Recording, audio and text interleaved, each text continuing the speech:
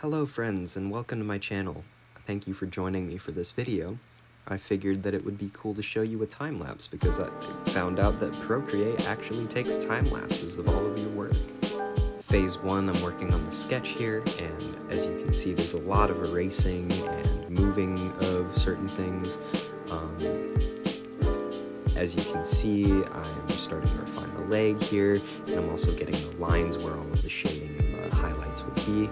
As you can see on the anatomical right thigh, there's that little trapezoidal looking shape. That's where the highlight's going to be. Now the face I had to do a couple of times because I wasn't satisfied with how it was looking up until that point. With the arm, this angle I didn't like, so I, as you saw, redrew it and started getting the hand in shape. I actually ended up moving that hand a little bit later. Now the wonders of working digital is that you can basically erase everything, you can move everything, as you can see that I did with the leg and some of that shading. Also, with reference, you can move all of that stuff. Like you see, I moved the head and I scaled the head better, and I changed the anatomical right side to actually fit the shape of her rib cage. And here's where I get the base color in.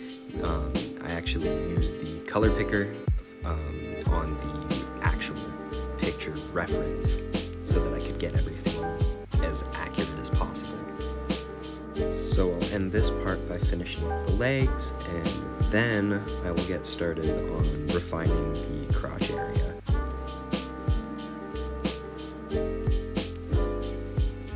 Now what you'll see me doing here is, now that I actually have a three-dimensional shape, I started to turn the sketch off, as I didn't need that for landmarks anymore. So you'll see up here, where I'm painting currently, there are just the general shapes that I need to get in based off of those lines that I drew in. So once I have all of those in, you'll see me start to blend them together and actually make it look like skin as the light we're touching it.